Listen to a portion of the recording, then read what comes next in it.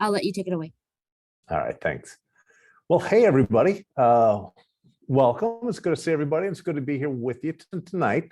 My name is Bobby Gray. I am the Executive Director of Products and Projects here in the University Technology Office. So I'm going to introduce you a bit to ASU just to make sure we're all level set on who we are, what we do, talk a little bit about us in the UTO, and then go through kind of smart cities, what it is, what we're doing here, different avenues. I did get a list of questions from you guys, so I will go through those at the end as well. As we go, though, please feel free to ask any questions that you might have along the way. All right, well, welcome. As I mentioned, my name is Bobby Gray. I work at Arizona State University. So for those of you who may be not sure who we are, we're pretty badass. Here's a whole list of some of the compliments that we accrued over the year at ASU. But really here at ASU, what makes us so unique is the ASU charter.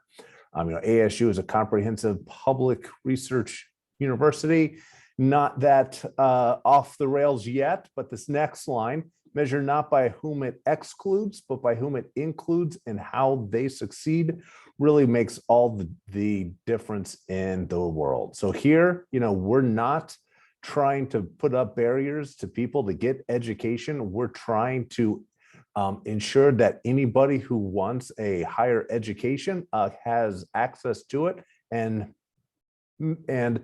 measuring ourselves by how they succeed both at ASU and afterwards. The next bit is advancing research and discovery of public value. And then finally, in assuming fundamental responsibility for the economic, social, cultural, and overall health of the communities it serves.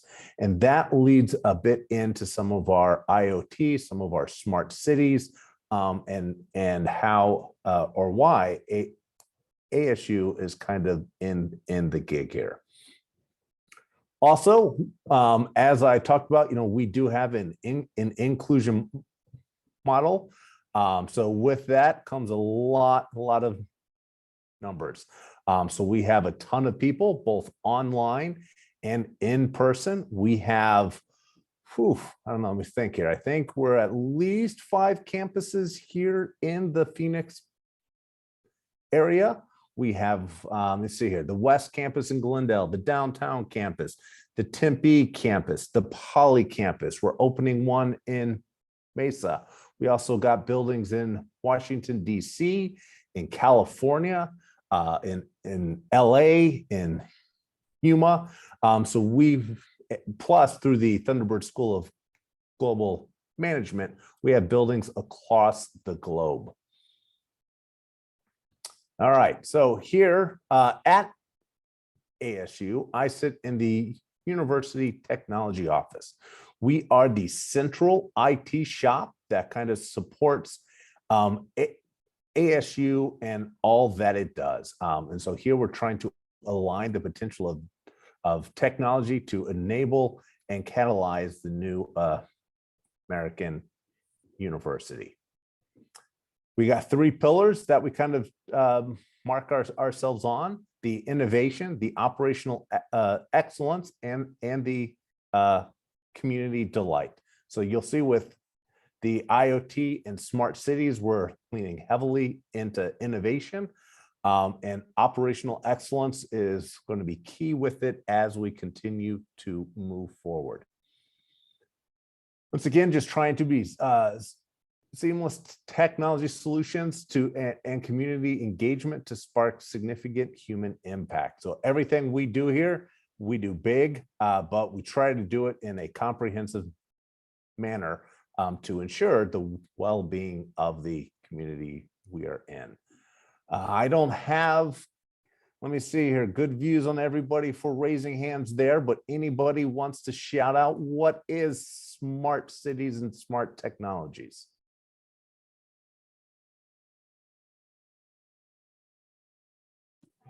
Good afternoon, this is Maria, and I'm going to give it a shot, even Do though it. I'm not on video tonight. But it's the integration of technology. And I'm going to say in conjunction with traffic and how it relates to maybe, I don't know. I'm just going to say how it's used in conjunction with traffic so that we are able to be safer on the roads or yeah, that's what I'll say. That is great. And that is definitely one aspect of it. What you're going to see is that IoT, what we call smart cities, is everything from the Alexa we all know and love and have in our homes, the smartphones we carry with us, but it's really the connecting of devices to the internet, and really why that has created this big seed change is IoT really started out as OT, which is operational technologies. These are the kinds of things that are in buildings, in traffic lights. These were just operational sensors that we all have them at home. The thermostat is a perfect example of this, where it was just a temperature sensor, kept a track of what the current temperature is, and pinged that back to your AC to know when to turn it on and when to turn it off. So there are a ton of these of sensors like these in our cars when the engine light turns on. Also, all throughout society, we have had all of these sensors, but they've really been in kind of these closed networks. So what has happened with kind of technology networks, 5G, 4G, LTE, the cloud has now allowed us to connect all of these sensors, not just to the closed systems, but also now to the internet to really take all of that kind of processing power, that storage, to really turn these now into the quote unquote smart. And so now not only can we say, what temperature your house is, we can start storing that ongoing temperature. You can start monitoring for when it can automatically turn on and off. You can remotely control it when you are away from your house. So you see IoT a lot in traffic, in buildings, because that's really where it got its start. But now we're starting to see how can we connect not just the sensors within one building, but sensors within all of our buildings. How can we, not just take that data out, but push actions to them? And so when we think about smart cities, that is kind of the gig here. How can we take all of these sensors scattered all throughout our lives, and kind of the line I like to use here is how can we digitize the analog world in which we live to make kind of programmatic and smart solutions, right? So as we all are aware of the digital world that's at our fingertips. I'm coming to you live right through it as we speak. But when you leave your house and you walk across a parking lot, now all of a sudden some of that digital data is gone. And so how can we as a society maybe start to see how can we gather that, but then how can we gather that and be proactive to make decisions better for the communities we serve? So some major stories we're going to go through tonight. Here are some of those initiatives we are participating and leading at ASU. So I will talk through these, kind of acclimate you to kind of that smart cities. And then, we will go through those questions at the end to talk a bit about how you can get into this wild and wacky world, and kind of how I got caught up in it as well. All right. So the Kick. You might not have heard of Kick, but who's heard of AWS? Maybe you haven't heard of AWS, but you've definitely heard of Amazon. So Amazon is the leading consumer retail industry out there. So one of the things behind Amazon was, in order to achieve the scale and growth, they actually developed a ton of what we consider the cloud technologies today. They were able to kind of commercialize and package those. And so AWS stands for Amazon Web Services, where anybody can go today, can create an account, and have access to the same tools and scale that Amazon has. So this is huge. This is also, they only charge for how often you use it. So if you go and create a kind of like test play app, it's going to cost you like pennies a month.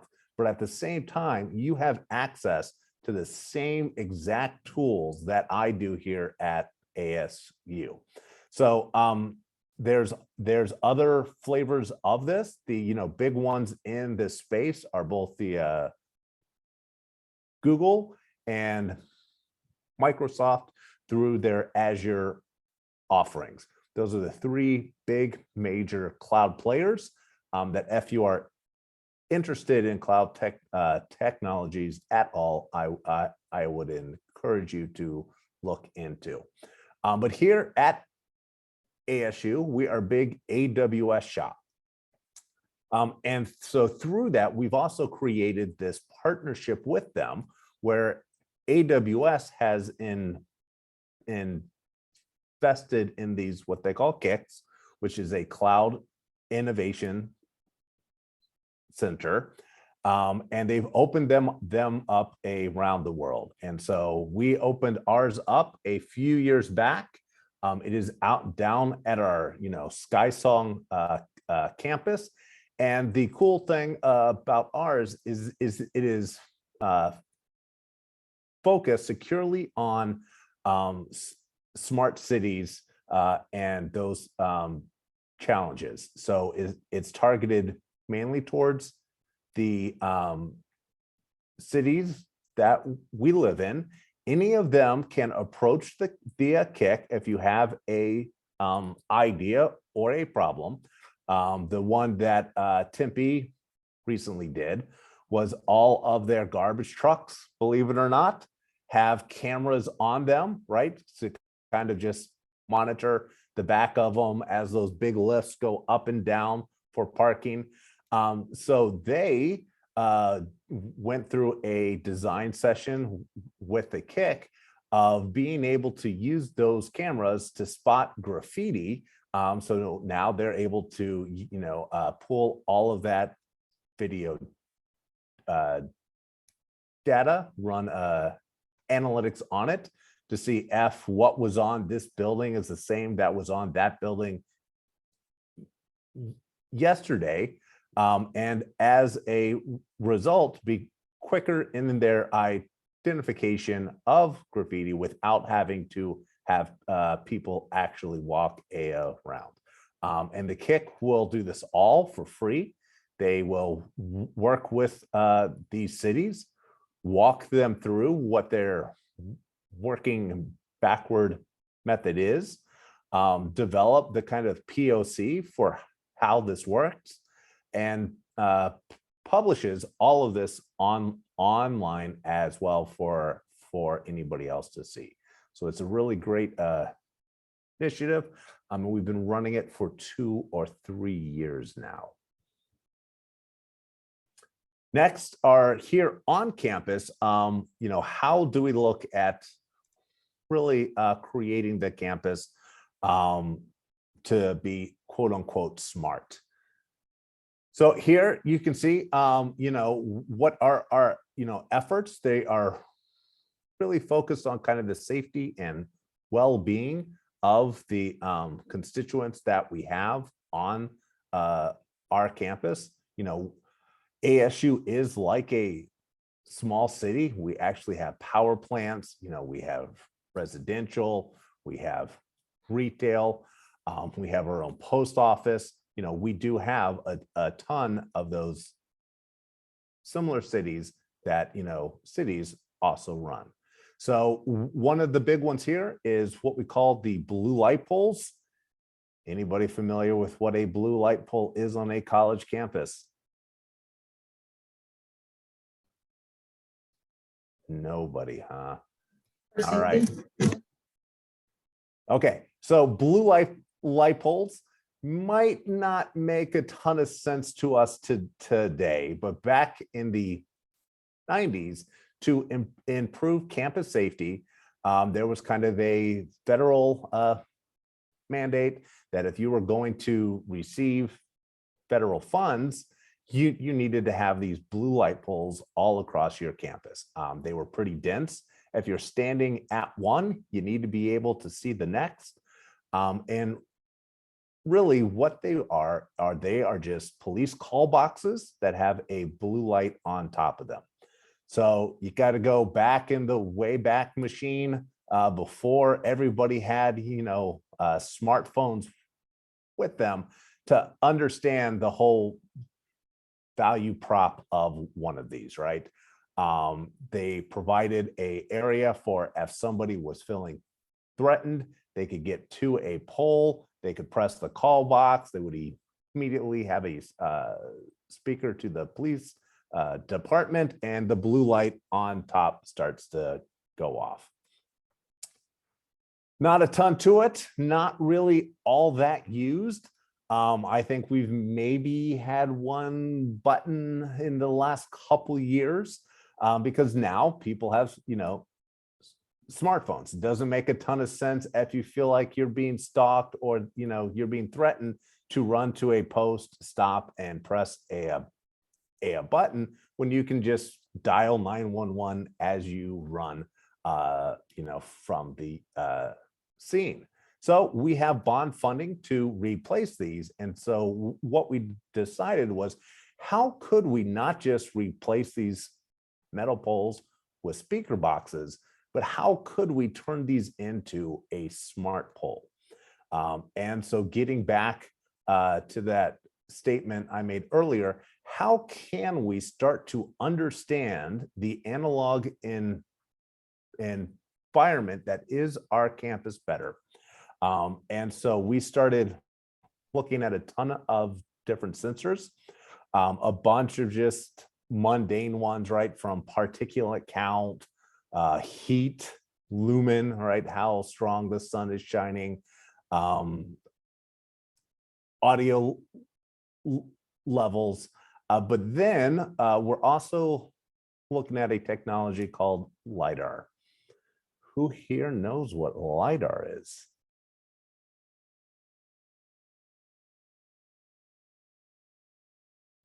Don't they use that on like autonomous vehicles? They do. Who here has seen, lives maybe closer to the East Valley where there's a ton of Waymos? Anybody seen those? All right, I saw a few hands go up. They have these little unicorn-like horns sticking on top of those vans. And what that is a 360 LiDAR unit. And what LiDAR is it is just like sonar, which sends out, you know, audio signals, bounces back, lets you know there's something out there. Well, what this is doing is it is actually spinning out and sending a laser beam that is being bounced back as well. So it gives you high precision accuracy of other physical objects around you. So these vans, as they drive, they're spinning that out, and that is letting them know that there's a car in front of them, there's a tree next to them, There's a, individual walking on this sidewalk as well. Now, a lot of that can be done with video as well. Teslas actually only use video to do kind of their AI. But why we are kind of more interested in the LiDAR solution is one, the degree of accuracy of the physical locations, but B, one of the fears of all of these smart city solutions always comes around personal data, right? We always hear of facial recognition, of Big Brother, is the city, the state, the feds going to be tracking everywhere you go. I hate to be the bearer of bad news, but I think we all lost that war as soon as we picked up smartphones and started using Google Maps. All of our locations are being accurately traced today through the use of those systems and tools. But we here at ASU are really trying not to add to the bad. And so when we use a LiDAR solution, we can pick up that a person walked by the pole. It looks like a shadow after you see it, but you can't tell who it is. So the PII, the personal identifiable information, is immediately scrubbed. So, we are looking at ways to collect the bare minimum of, that personally identifiable information in order to run these systems. As soon as you turn a video camera on, you capture all of that, right? You immediately see not only is it a 6'2" white males that might be approaching their 50s, but you still can't quite tell. Walking next to the camera, you can easily tell it is also Bobby Gray. Now there's algorithms you can run to scrub that. There's ways you can not store that. But the other way is just to not collect that in the first place. So that's some of those things that we are working on at campus. Also, here in the Valley, we also saw that, certain cities are starting to be like, oh, we're going to be a smart city. Oh, we're going to be a smart city. Well, we really took a collaborative approach here and got all of the mayors involved. And I think the 40 some odd municipalities that reside in the Phoenix metro area to sign on to this Smart Cities and Regions initiative. So the goal here is not just to have Tempe become a smart city, right? And your Tesla can go 150 through the city of Tempe because all of the street lights are talking to it and the car is talking back and it's being programmatically controlled as it whizzes through the city and then comes to a screeching halt when it hits the city boundaries. But how can we find technology solutions that enable this kind of change, but scale it up, not just at a city level, but at the entire Phoenix metro? So that's some of the responses here. So we do have initiatives underway from things like digital twins, which is taking a digital representation of a building to be able to say, if you change the air ducts in it, to be able to run those simulations to see how that would impact, the actual cooling, the air circulation without ever actually changing a thing before you get started. So we have some of those going on, and those also impact traffic. So how can we model a digital twin of our freeway systems to understand if an on-ramp or off-ramp was added to a certain location? How does that really impact the projected traffic flow, so that we don't have to invest all of this money on anticipated changes, but have a better decision-making process that goes into to them. We also have the connective. This is a kind of group of people to come together to work on those smart city and initiatives. So you can see here kind of the Greater Phoenix Economic Council, Maricopa Association of Governments, MAG, ASU.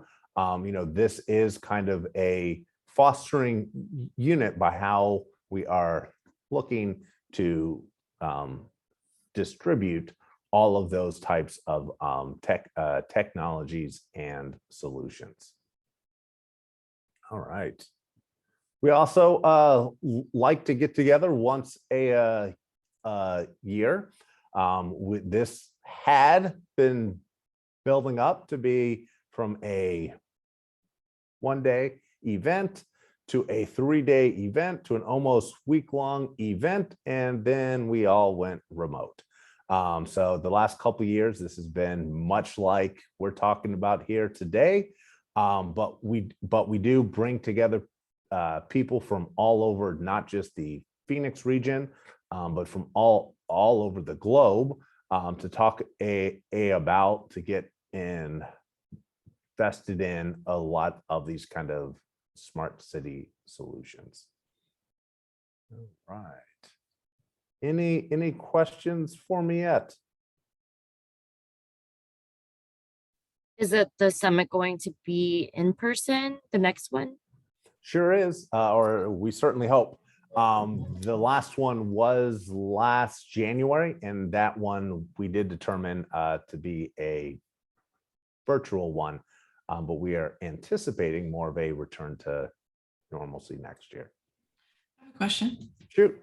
Hi, Bobby. It's Diane Waitman. Hey Just there. a question. Hi.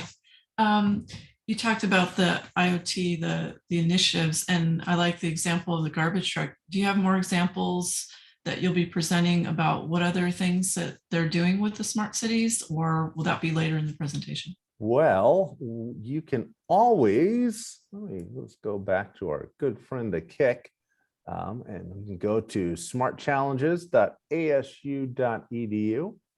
Go to it right here. And as I had talked about before, you can go to their challenges. Okay. You can see everything that they have worked on. So there was a one that involved ASU, because we have a faculty member who actually specialized in that type of sound collection. And so they did a POC around being able to use mics to do gunshot detection. On the second part of my question, so is this like the students are coming up with brainstorming about ideas to how to use this technology, and then they submit a proposal to a government entity or something like that? And then if so, how often are they really receptive to these ideas, or it just depends on the idea, would you say? So it is flipped. The cities come to us, and so the Oh. cities would come and say, we would like to solve for the problem of gunshot detection, right? We would like to solve for the problem of graffiti. And then Amazon has a process that they called working backwards, which is how they approach kind of product design. It's an interesting process. It starts by writing the press release of what your initiative would be if it was successful. Now there's a pretty programmatic script that they follow through. Like how would an individual interact with it? What are the benefits of it? But you write just a one-page press release for why this is the best thing in the world. You write an, FAQ document to go with that. And that is how within Amazon, new ideas get chosen. And so those go up, people read these press releases. Alexa started off this way. So the kick uses Amazon's solutioning process to work with these cities, these government institutes, to then come up what this solution is. They provide the cloud credits, so anything that's built, the city doesn't have to pay for. You can see the press release and FAQ right there. See if we clicked on that, you can see it's just a visioning only. So this, just for the press, it's not a real press release, but you can see it outlines what this product is, what the kind of benefit of it. It's very high level thinking through of who your customers are, what the impact of it's going to be, and so those are those documents. So the kick will take it all the way to developing that POC, but then it's kind of on the government entities themselves to actually decide if they want to invest and further build it out. They also publish all of this online, as you see. So if any other city wants to use this, they can just go here and find all of that information. Maria, you got your hand up. Thank you. Thanks, Bobby. Would this innovation, this challenge only be open to the metro area cities, since it does encompass the Maricopa Association of Governments? So this one, I don't think so. So this one is the Maricopa one was the connective. The kick is strictly in AWS and ASU1A around smart cities. AWS has a variety of kicks throughout the world with different focuses for each one. And the one here just happens to be on smart cities. Thank you. Any other questions on anything I've gone over? I'll continue through here in just a bit, but want to make sure we got some time set aside.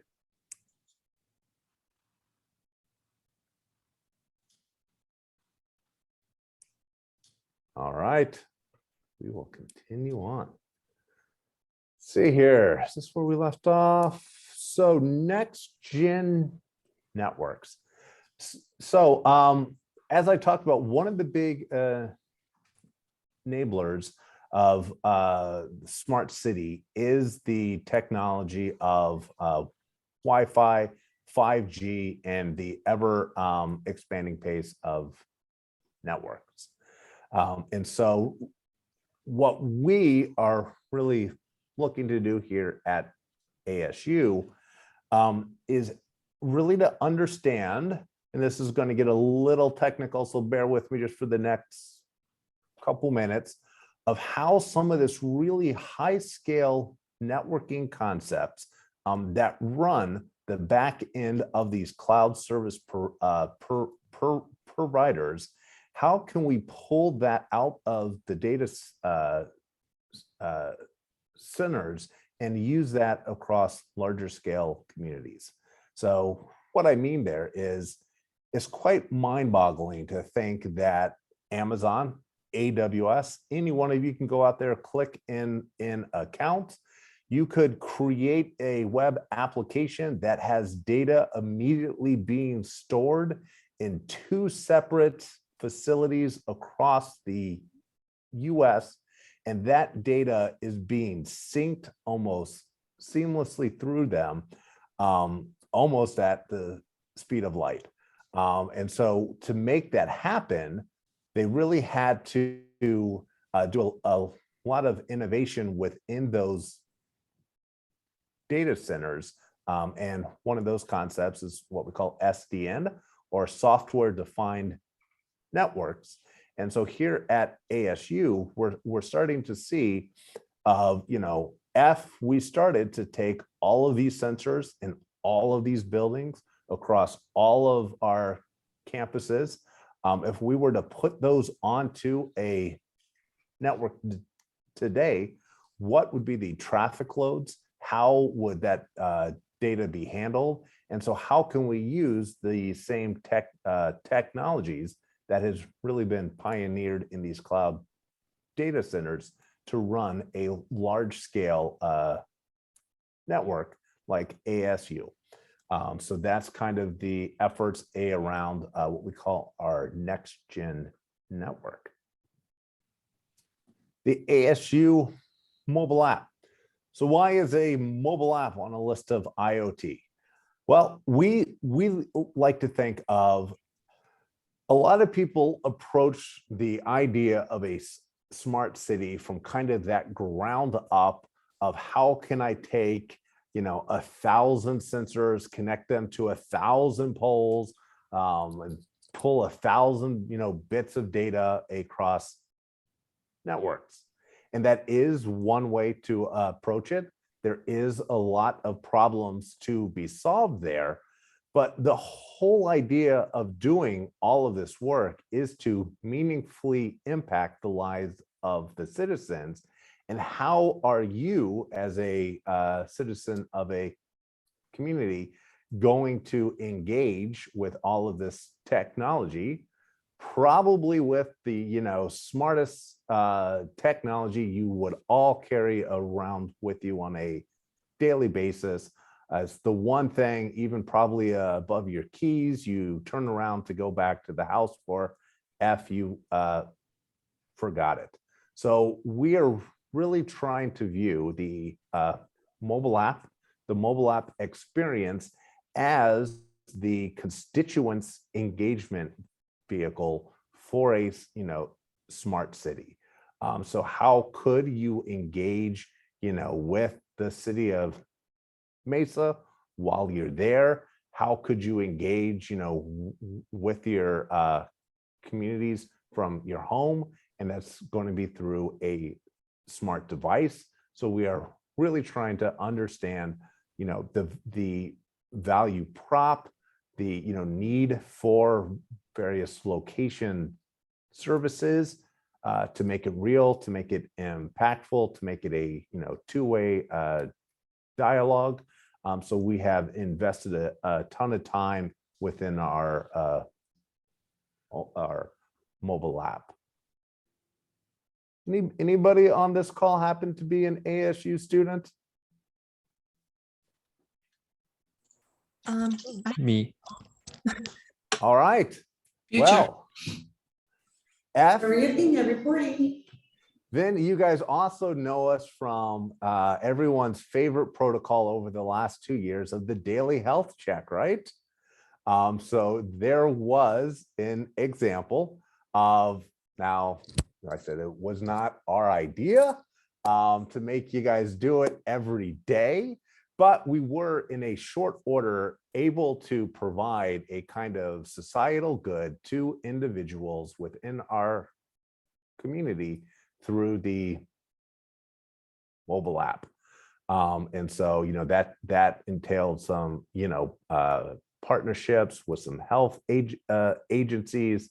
We had to spin stuff up. Hopefully we have turned it off for the last time.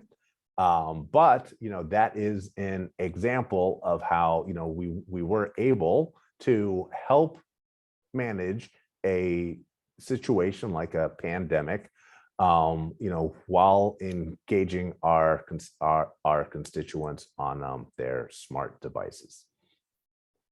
So any of you on here who are an ASU student, you can download the app, which you probably have already, but you only logged in, submitted the health check, logged out.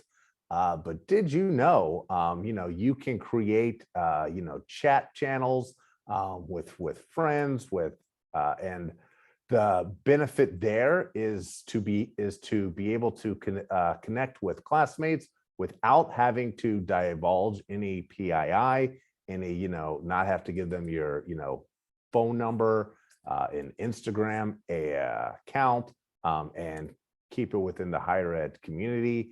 There are push notifications.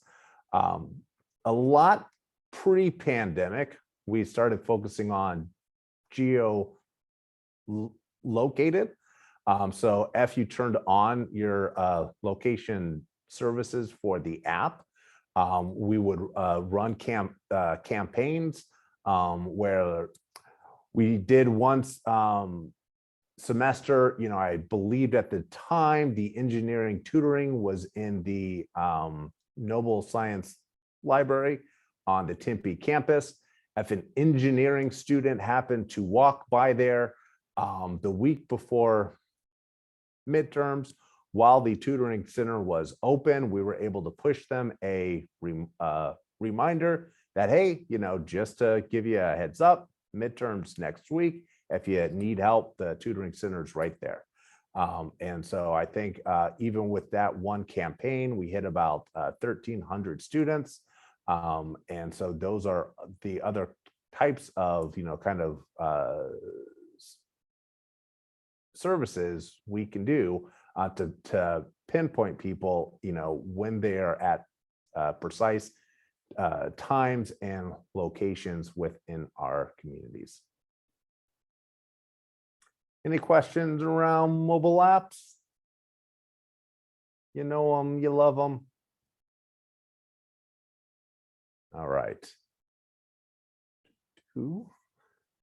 So strategic partnerships, right? ASU is never going to be a internet service provider. We're never going to go out there and string up all of these, smart sensors all across the city of Mesa. And when things go bump in the night, have to answer those phone calls at 3 a.m. So we need strategic partners to help us along this journey. Some of them you've already heard of, like AWS. We also have one with Cox. I know it's Cox Communication. You have your panoramic Wi-Fi's at home, but we also have with Cox a Cox Collaboratory, also down at SkySong, and also focused on smart technology solutions. So Cox has dedicated 2 FTEs and a tranche of funding to very similar to the AWS work to partner with ASU and our surrounding communities to come up with kind of IoT enabled solutions. So yes, we all can get our, our cable through a, coax cable to our house through Cox, but you can imagine that Cox has all of this fiber, all of this network all across the country. And so how can they use that to enable smart communities as well? So it's a partnership we have with them. And you can see other things like Ultrix, big data. That's kind of a big data collection, reporting, visualizations, the Arizona Governor's Office, and many, many more. All right, the Innovation Zone. So who's been to Tempe recently? All right, saw at least a couple hands. So if you were to look at Sun Devil Stadium and turn east, all of that land between Sun Devil Stadium and really McClintock and kind of University to the Tempe Town Lake is what is being called the Novus Innovation Zone. So ASU has a land lease to kind of build out all of that area. And so there is a multi-year project of being able to turn all of that into both residential, people will live there, office, people will work there, retail. People will shop there. And since we are building this thing from the ground up, we have that opportunity now to really think through how can we start before a shovel hits the ground to ensure this will be a smart community. And so, we're looking to see if we can run POCs with these blue light poles, with the ASU mobile app. What would that mean to then turn into the Novus Innovation Zone, to maybe have a Novus app where if you live or work there, you would have a digital infrastructure to support where you work and play, built off of these ideas that are coming out of ASU. So this is a really exciting track we have going on there as well. So we're trying to, I think Infosys is, headquartered there. We're trying to get some other big technology partners to come in there and provide some of that office space as well. All right, that's the end of my slides. I'll take one more pause as I pull up the questions and we'll run through those. Any questions as of now? Are you all doing anything with the Super Bowl coming in next year? We're looking at it. You're jumping ahead. That was one of the questions. Sorry. No worries. All right. So these questions. All right. What your career pathways? How did I get into smart cities? All right. The big thing I want to impress on all of you tonight is you do not need an IT degree to get into any of this. I can tell you right off the bat, I am the holder of 3 degrees from ASU. Not a single one of them has to do with IT. I actually got my undergraduates in psychology and philosophy, and then I got an MBA as well. So please do not leave this externship program in any way thinking that the education you have is a prohibitor to starting in IT career. What I did was I decided I needed to make that change. Believe it or not, graduating with a dual psychology and philosophy degree where you are not going to grad school and wasn't going to be a clinical practitioner, there was not a ton of career opportunities. So I just worked my way through it. I got a student worker job at a help desk. That transitioned to another student worker job, but this one they let us code. I just went out and bought a book on how do you code and just started coding with that position. That turned into a staff position. That turned into a lead developer position, turned into a manager, blah, blah, blah, blah. But the important thing here is the barrier to entry is really just on you. I can tell you right now, especially at this particular point in time, if you want to get into the IT field, we are here waiting for you. UTO, I think right now has over 100 open positions. So, if you want to make that a change, this is a great time to do it. So what are the career pathways with this kind of smart? So when I am the executive director of products and projects here. So what does that mean? That means everything that we build, everything that we run, I have teams of people that execute on it.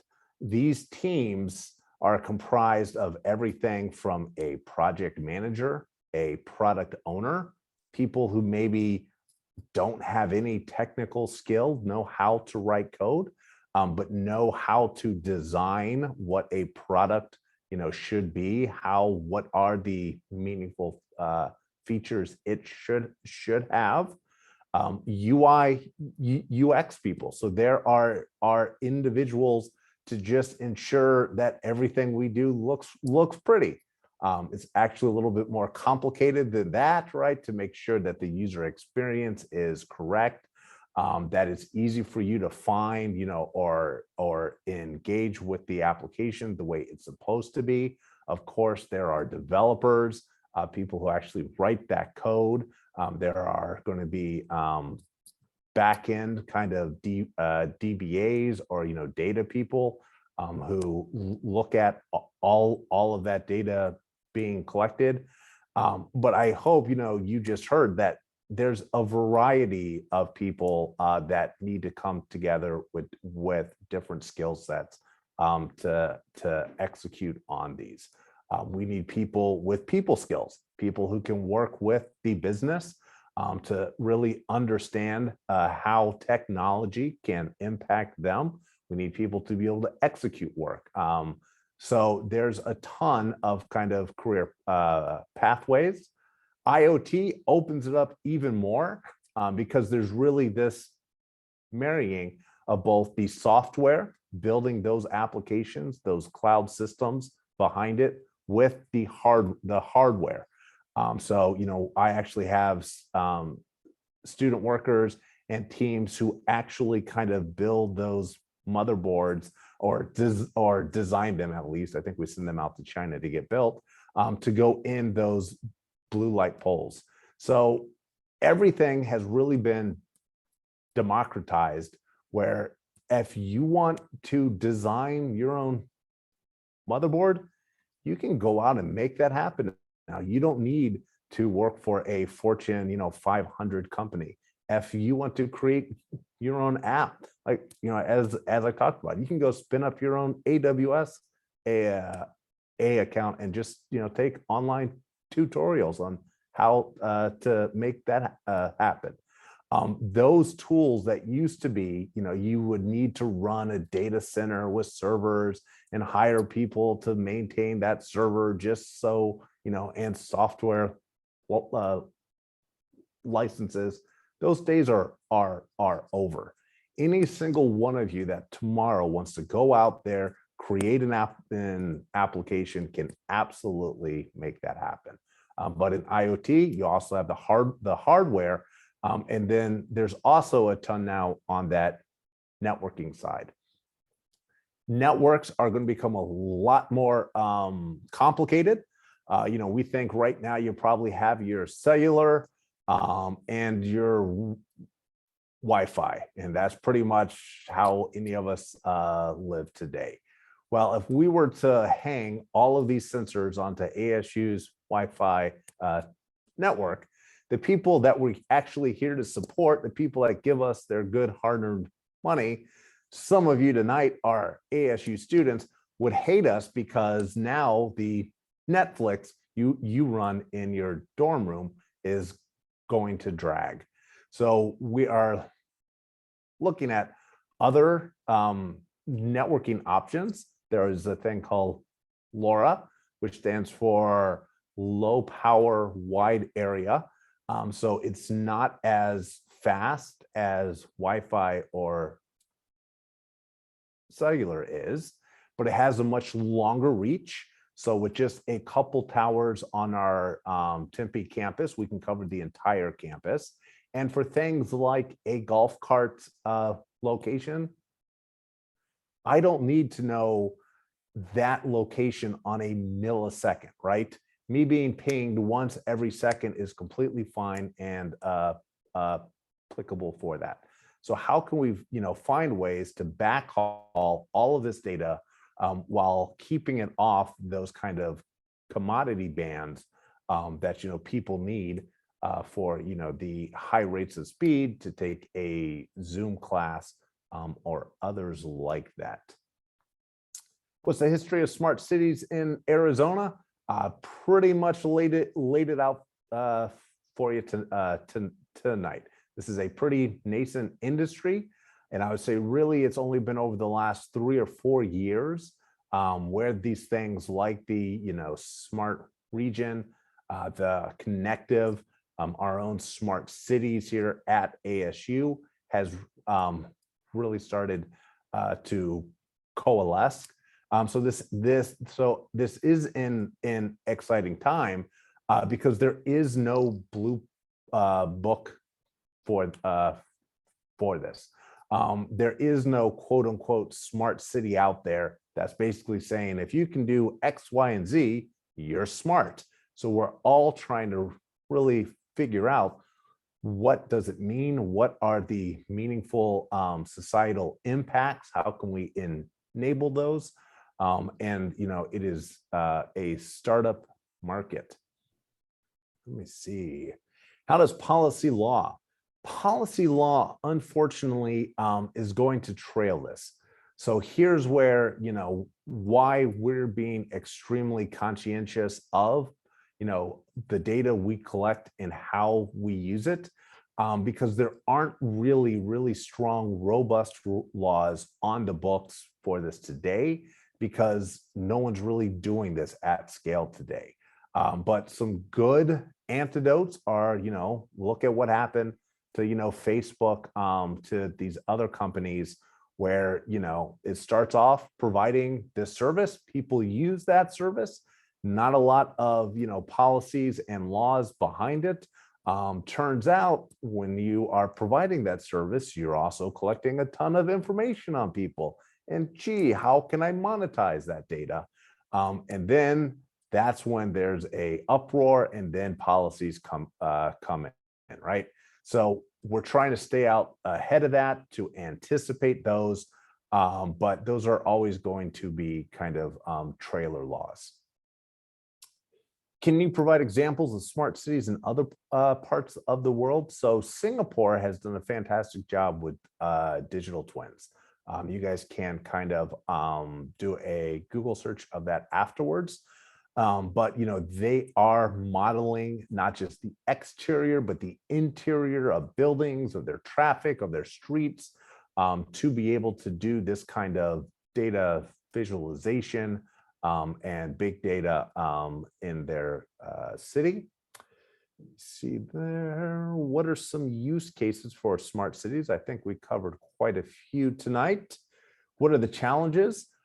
So the challenges are nobody has done this, right? Not only has nobody done this, nobody's really even defined what the problem statement is.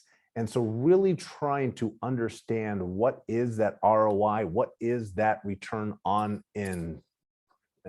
investment, what actually makes this a societal good besides just a technological task, is really the biggest challenge there. And we have a hand up, Paloma. Yeah, hi, thanks. So I guess I'm just curious, some of those questions about law and policy, and the future impact that has yet to be determined. Are you guys collaborating with the Difference Engine on campus, the ASU group that works on some of that equity and inclusion piece? Yeah, there's a ton of different groups looking at that. The Difference Engine I've heard of. We also have, the School for Future of Innovation and something like that. So there's quite a few of these groups to look into, but it's so tough because I can't even tell you what the technology is going to be that's going to be gathering data and what that data is. So that's, it's really a lot of just future thinking right now. One of the interesting things is, I remember with these blue light poles we put up, they do have video cameras on them. And I remember, oh my God, when you put those up, students are going to go after those with baseball bats and, they're just going to, big brother those things. And people forget, if you're in the parking lot at Fry's, you're on camera. If you go to a mall these days, you're on camera. Cameras are everywhere. And, further, we did background, looks that if you're in a public place, you have no rights of, privacy expectations, and anybody can film anybody. That is how TikTok works. While a student can walk across campus and film a TikTok and doesn't have to get the permission of every single person that they cross paths with, is because you're in a public spot. And so these type of things, they're already on the books. But when these things went on the books, I don't think anybody anticipated we would get to a point where anybody can pull out their phone, create a video anywhere in the world, and automatically upload that to millions of people. And so those are the kinds of changes that, as they occur, there's a lot of work that's going to need to go on, with both, privacy, legal, to figure this out. I will say here in the university technology office, as in most technology office, we have a CISO, which is a chief information security officer, the person that tries to keep us safe from those Russian hackers. Ours also has the added title of digital trust. So, how can we create policies and guidance to not just legally keep everybody from suing everybody, but to establish trust and actually use data, how we would want others to use our data as well. So we are putting a ton of focus, into that. Here. Oh, how have we been able to implement IoT in smart cities in Arizona? So we talked about some of that tonight. To bring this all together, IoT, traffic, Cox, we are actually looking at traffic together. We canvassed a ton of the cities here. We talked to them about what kind of intersection technologies they have. It is wide and a vast. Cities don't all use the same systems. Intersections within cities don't all have the same sensors on them as well, because cities are not Facebooks. They don't have a ton of software developers and large IT budgets. So if they put up sensors, they got to support those sensors. When those sensors go down, they got to connect them. So there's really been this barrier to entry. And so with Cox, we canvassed, we kind of heard all of these solutions. We have faculty members at ASU who are also working on some of these issues. And so we're going to spend kind of the next year to work through various institutes like the Connective and MAG to see if we can make some headway on not just doing one or two intersections, but doing them at intersections all across the valley. So, that is an opportunity to really see how we can use some of this sensor data, IoT, across multiple cities. And then how will it impact big events like the Super Bowl? So me and another fellow in the technology office here called John Rome, he heads all of our partnerships.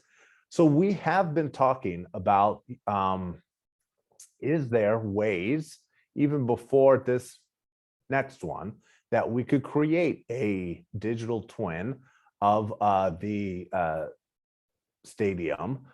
Can we then use that to do modeling on ingress and egress of people, to understand kind of the best way to get people in, to get people out, to get the cars in, to get the cars out, to play within the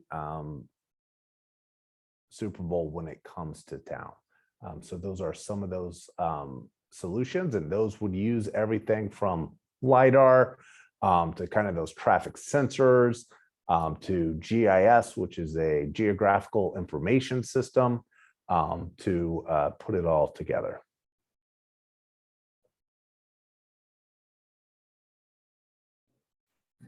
Can I ask a question, Bobby? Absolutely. Thank you. How does mobility work into walkable cities? Does it play an does it play a part in that?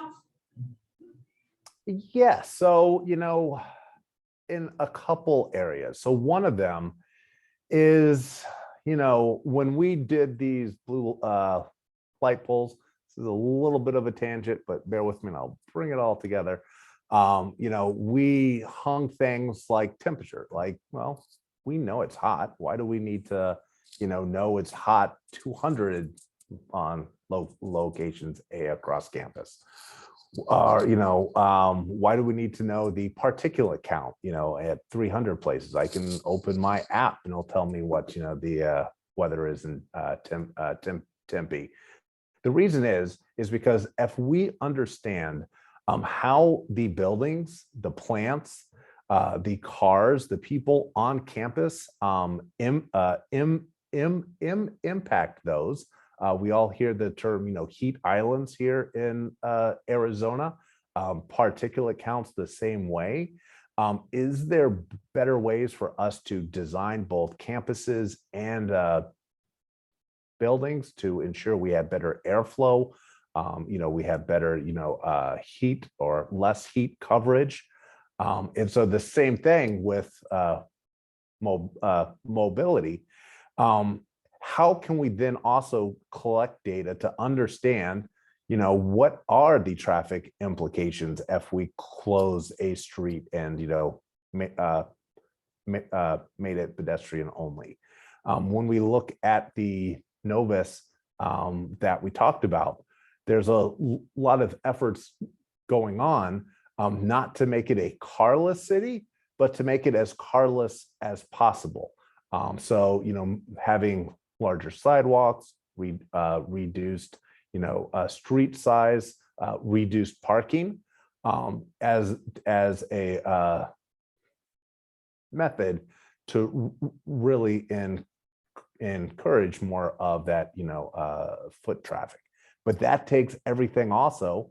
Even if you design and do all of that, but let's say you don't put in a grocery store, you didn't do yourself any favors, because now everyone's still going to have to get a car to get to get their food in the back. So there's a ton of not just technology of data, but city planning that needs to go in to ensure when we design these communities, we've anticipated the needs.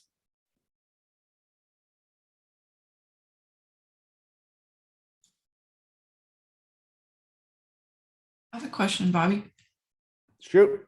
So on these smart city teams, I guess if you can call them teams, or maybe is that the appropriate word? Sure. Are these comprised of mainly students, or are we talking professors mentoring students, or are we talking employees, or all the above? All of the above. In the university technology office, we are mainly employees. Faculty have a day job, both teaching students and doing research. And so, they need to be incentivized towards those ends, versus us and the employees.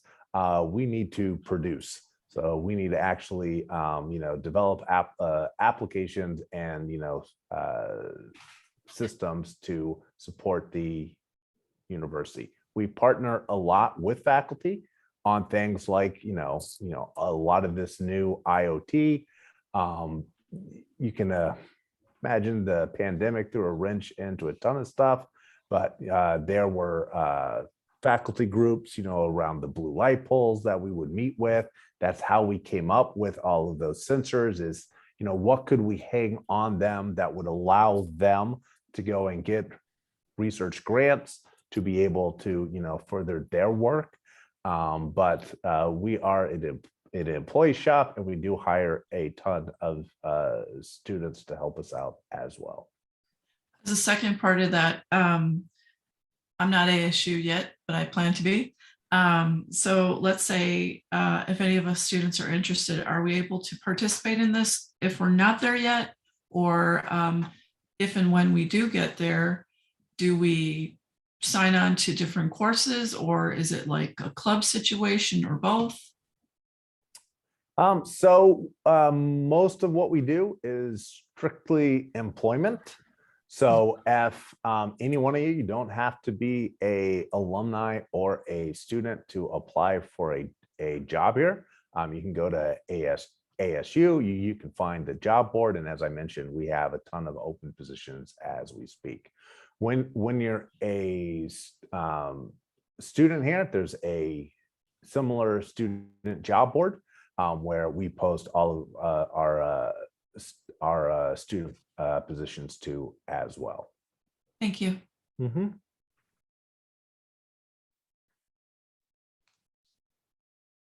What else you guys got? Bobby, I know you said that one of the biggest challenges is the ROI, determining the ROI. Sure. What has been ASU's determination of your ROI?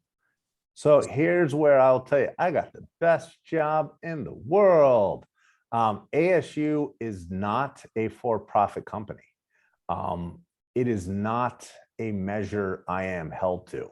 When I develop, say, the ASU mobile app, I do not have to worry about monetizing or creating a revenue stream off of that at all. So we partner with what we call our business units. We do have our own PD, our own police department, our own facilities department, our parking and transit team, to really understand what their needs are. And then can we back into an IoT solution? What I will say is even then, I do have a CFO who wants to know what they're going to get for their money. And that's really this kind of catch-22 I think smart cities find themselves in a lot today, right? We say things like, well, we could hang up all of these sensors and, this new intersection will become smarter and fatalities will go down by 10%, which means you're going to have less people going to the hospital, less need of emergency traffic, and it's going to save the city a run rate of $2 million a year. And they'll be like, yeah, prove it. Nobody's done it. So it's really hard to kind of point to areas of places where people have recouped their investment in technology. And so that's why I kind of get back to, I had the best job in the world. And part of this whole smart city and region play is how can we leverage in an institution like ASU that does have a larger IT department than most cities. To give you some numbers here, the University Technology Office is comprised of over 500 full-time people. Now, a large percentage of that goes to run a 24/7 call center and a desk side team. But we have over 100 engineers that are, software developers, database analysts, network engineers. My, products and projects core, we have dozens of product managers, project managers. So we are a robust IT shop. So how can we leverage that to solve solutions on ASU that can then be taken out to cities after we've proven the kind of ROI, the kind of use case for it, Like, we can prototype, go through revs of what is. So, we started with the concept of this blue light pole. We started with one way off of campus, mainly because our CFO and President Crow do walk around and take pictures of things like broken sprinkler heads and send that to our facilities team. They are very concerned with how the campus looks. And so, not to upset the architecture cops, we put a pole off campus so they wouldn't see it. If it looked a little garish with some of our, sensors on it, when we got it in a good place, we had those architecture cops come out, bless it, that it is worthy of being put on campus. We've put 3 of them on campus to date because it's extremely costly. We have to run fiber to those poles. They got to have a hardened network switch, which, as you can imagine, for a metal pole in the middle of an Arizona summer to withstand that kind of heat, those are not cheap. So we have 3 poles. We're testing out LiDAR versus video camera versus this others. And now we are at an inflection point where we're starting to see, can we use things like a private LTE, so a cellular type solution, but it would be an ASU proprietary one? Could we use things like the upcoming 5G? Can we use things like that LoRa network to backhaul this sensor data so we don't have to pull fiber and these hardened switches to future poles? That would drop the cost dramatically. And, if we had this viable sensor set that we could prove in, that it improved the quality of life, it improved, the safety of campus, this would be a necessary component if we were to go to the city of Tempe next, right? Because they're not going to be able to pull fiber to each and every one of these poles. So trying to get that cost down. So those are kind of the ways we're trying to here at ASU to, figure out what the technology cost is, what the right sensors are, what the impact is, to help work with other cities understand what an anticipated ROI could be. I talked for a long time, and Maria, you had your hand up during part of that. I did wonder if there were any plans to collaborate with sister cities. So one of the projects started out with all of this, even before Smart Campus was a smart stadium. How many people knew ASU as a smart stadium? No hands. Oh man, just breaks my little heart. So actually, we started with Intel a number of years ago. Intel had like these little IoT motherboards. I think they were looking for something to do with them. On the south end zone, we installed these like underneath every bleacher, you could find. They captured everything from, once again, like sound and vibration and temperature and humidity. But unfortunately, Sun Devil Stadium was also going through a renovation where over 3 years, we basically tore that entire stadium down and rebuilt it in place. So we didn't have a path forward with Intel to say, put those across the entire stadium, because we were about ready to tear 3/4 of it down. So that was how that started. But we also did this with our sister city in Dublin Park, Ireland, with them on their new stadium that was being built.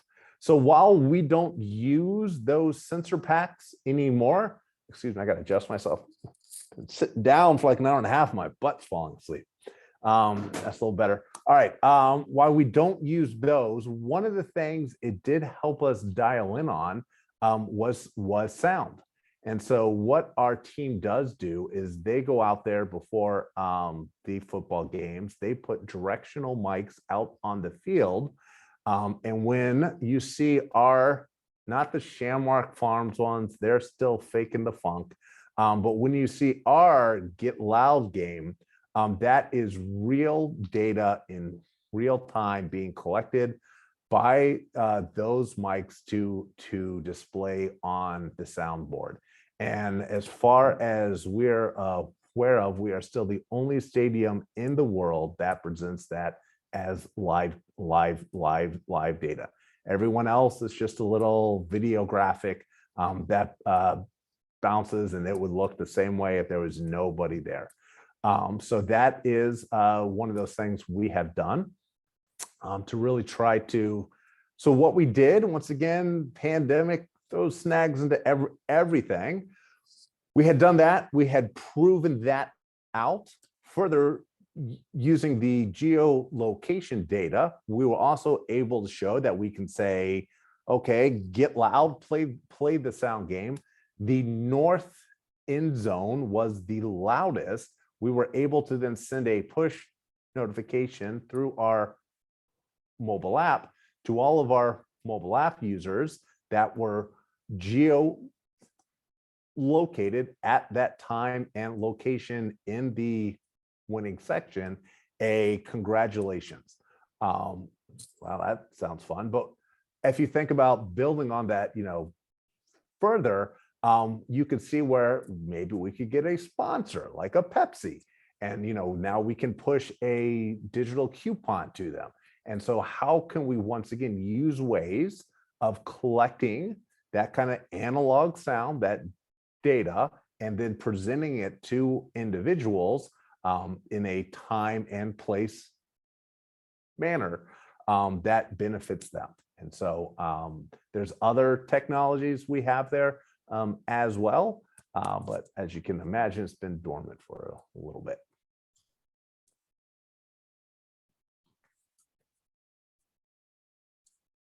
Another question, Bobby, if I could. Absolutely. So when I was going through the ASU area not that long ago, I noticed around I think the WP Carey building, there were these little square boxish things that look like, I don't know, like a cooler or something. And they look, I'm from the robotics background, so it looked a little bit more like a little robot to me. Is this something in your technology, there's smart technology, smart cities world, or was I just kind of like dreaming that up? No, you saw it, but now you're just picking at scabs. That is cool. I will give you, they are extremely cool, but it is a third party that does those. They're not us. Okay. It's a company called Starship. And what they do is they have, if any of you have been on campus, she's right. They are these white robot thingies on wheels. You can actually order food. Oh, The robots will pick those up at the MU and then drive that food to your dorm. It won't go in the dorms yet. You still got to go outside and you put in your code and get your food. got it. Okay. Thanks. I was wondering. Robots are doing. Jackie, got a question?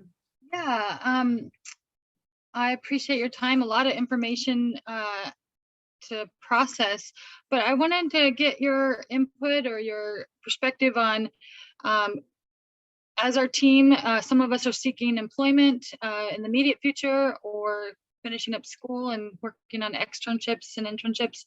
What would you say are some expectations to have working in the education field with a nonprofit university like ASU that are different? Specifically, I know there's a lot of IT job shortages impacting all types of businesses. Would you say still working in education, you should expect a lower salary, or is that an old adage of the past? Can you elaborate on some of those points? Unfortunately, it's true.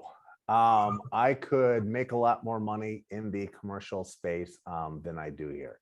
But there's two reasons I am here. One of them is the ASU charter. When I go home every night, I didn't make a new gizmo that made somebody richer. Working for a institute like ASU, the product is societal good. And, you actually have that kind of feeling that you're here making the world a better place. And so to me, if you're going to invest your time to go into, well, maybe not go into it any more, but work with a institute, you're going to want to find one that kind of fits and feels right for you. And so higher ed always just had that fit and feel for me. Two, I will say there are great benefit packages. And so while it might not be as sexy as take-home pay, ASU does still invest a ton into, health and medical. We've had people come from Honeywell that, the package here is, better than what they're getting out there. So, we're not a ton far behind the industry average, but we are behind the industry average on salary. But it's those others that really make up for it. Okay, I had another question stemming from that. I've asked an experience in the industry. Are you aware of any, so I'm specifically thinking of like Myers-Briggs, personality tests that cross the intersection of personality and IT career paths, helping to narrow down, if your natural ability and talents are in data, helping you identify a data path in the IT field. Does that make sense? It does. And, once again, I would not let any of that inhibit you from going into the IT field. Right. As I had talked about, I need people or people that go out there that can actually talk to our business units, that can form teams, that can run meetings, that can give presentations, and they need to be paired with those engineers who may not like that, who may not like getting up in front of people, and our UI UX people, right? They're going to be extremely design centric. So there's a ton of different personalities, and I think what's great is there's room in careers for all of that. You can have chatty, talkative developers. You can have more introverted project managers. There's some truth to those personalities, but those types of assessment, but I wouldn't let those limit where you want to go. Okay, that's fair. Thank you so much. I appreciate your time. Absolutely. Well, Right. thank you, Bobby. We are almost at time, and I want to be mindful of the next presenter, but I really want to thank you. It was a really fascinating presentation, especially the smart stadium. That was really, really cool, and the mobile apps, and how that was a great example of how you're using IoT and other and smart devices. So if everyone can just unmute and say thank you to Bobby, please do so. Thank you. Thank you. Thank you, you. Bobby. Thank you, Bobby. Bobby. Appreciate your time and talent. Thanks very much. Thank you. Thank you. Thank you. Thanks, everybody. Bye, Bobby.